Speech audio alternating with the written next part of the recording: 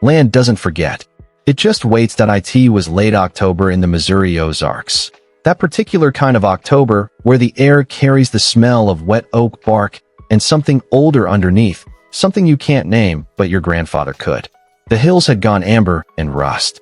The creek that ran along the eastern edge of the Callaway property was running low, the way it always did before the first hard freeze. You could hear it from the porch if the wind sat still long enough. Eli Callaway was 61 years old, and his left hand had a scar across the palm from a baling wire accident in 1987 that had never healed quite right. He was standing at the fence line the morning the first survey truck came through. He watched it. He didn't move.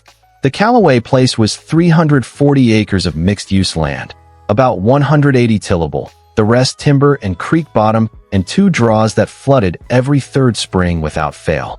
The farmhouse was built in 1941 by Eli's grandfather, Raymond, who had poured the foundation himself using gravel pulled from that same creek. The barn beside it went up in 1953. Both structures were still standing because someone in every generation had chosen to maintain them rather than replace them. Eli had farmed this ground for 38 years. His father, Dale, had farmed it for 22 before a stroke took him in 2001, and before that, Raymond had broken the first soil in 1938 with a borrowed team of mules. 3 generations. One piece of ground. Eli had never gone to an agricultural college. What he knew, he had learned by watching Dale, who had learned by watching Raymond, who had learned by losing 2 crops before he understood what the land was trying to tell him. That knowledge didn't live in textbooks. It lived in the particular way the water pooled in the southwest corner of the lower field after a heavy rain, and what that meant for planting dates. It lived in the memory of a $1,200 loss in 1999 when Eli had ignored a wet spring and planted anyway. He kept a composition notebook, black cover, college ruled, in the front pocket of his Carhartt jacket from roughly April through November every year.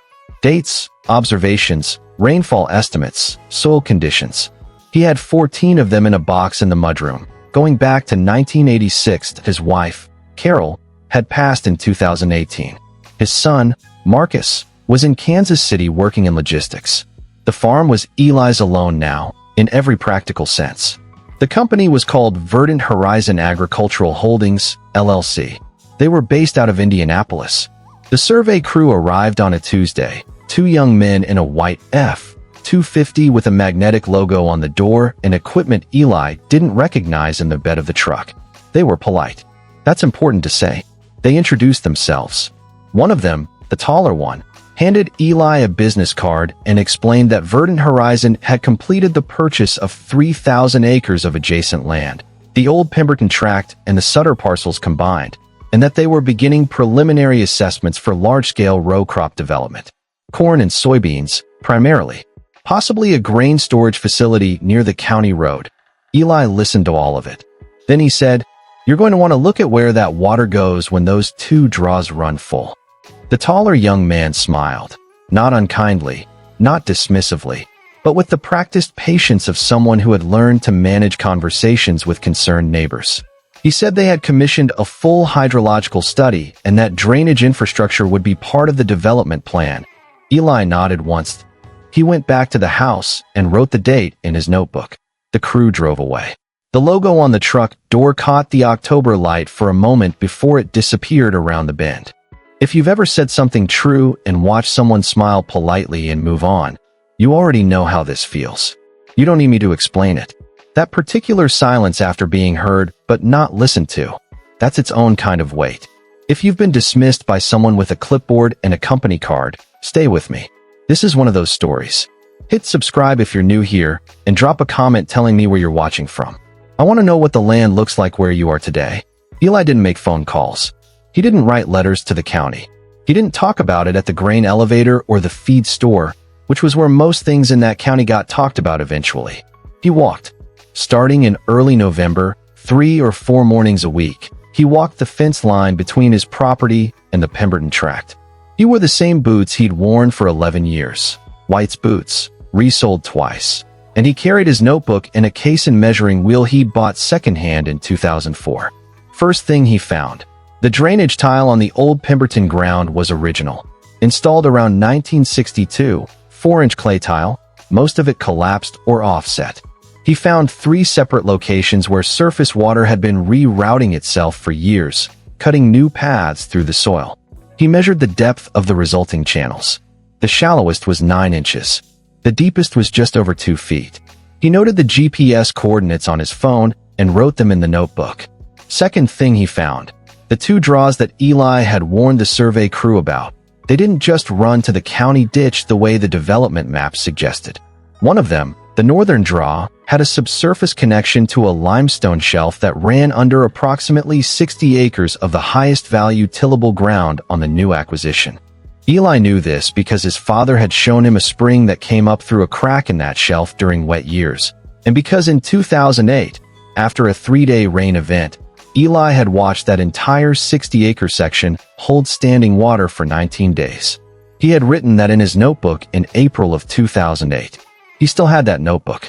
Third thing he found, Verdant Horizon had staked their planned grain storage facility, roughly 14,000 square feet of concrete and steel, on a site that sat 43 feet downhill from the mouth of that northern draw. Eli measured the grade himself with a hand level and a 100-foot case and tape. He did it 3 times.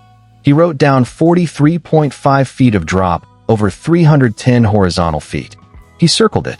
Then he went home and had supper. He did not call anyone. The development broke ground in March.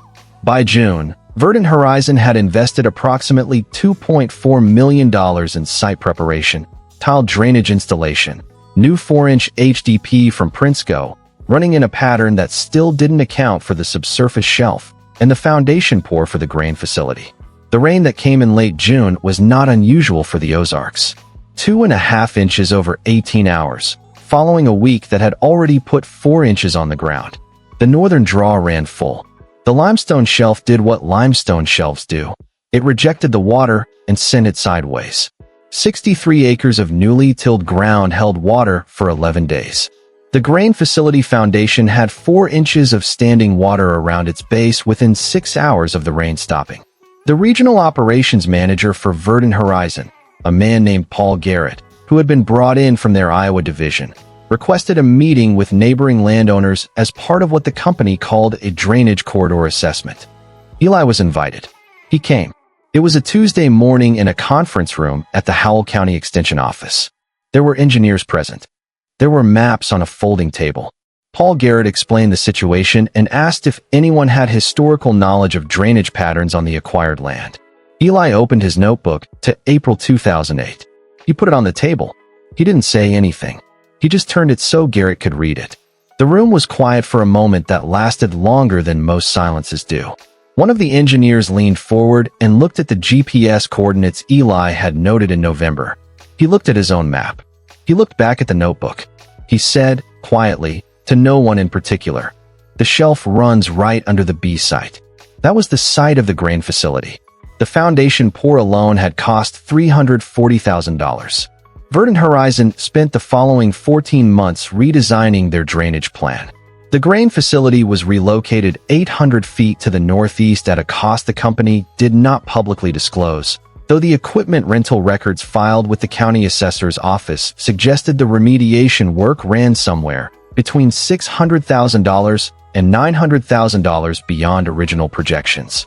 The 63 acres of problematic ground was pulled from row crop production and placed into a conservation easement program through the Natural Resources Conservation Service.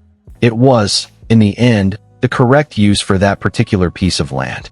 Paul Garrett drove out to Eli's farm in August, alone this time, no clipboard, and they stood at the fence line for about 20 minutes. Eli didn't remember the exact conversation later, only that Garrett had said something about wishing they'd listened earlier, and that Eli had said something about the land not caring either way.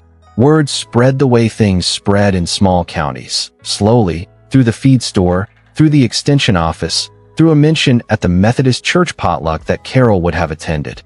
Nobody made a story of it, exactly. It was just something people knew. Eli continued farming his 340 acres. He bought a used 2019 Kubota M7-172 that fall, his first newish tractor in 12 years. He paid cash. He started a new notebook in April, same as always. There's something that happens to a person who has watched the same piece of ground for 38 years. They stop seeing it the way a surveyor does, as elevation and drainage coefficient and soil classification. They start seeing it the way the land sees itself, as a system, patient and indifferent, following rules that were set long before anyone arrived with a measuring wheel or a development plan. Eli Calloway hadn't been trying to prove anything. He didn't want Verdant Horizon to fail. He had simply told them what he knew, and when they didn't listen, he wrote it down, the way his father had taught him, the way his grandfather had learned the hard way. The creek along the eastern fence was running low again that October when I heard this story secondhand, the way most true stories come to you. Amber Hills. What oak bark? The land doesn't forget. It just waits.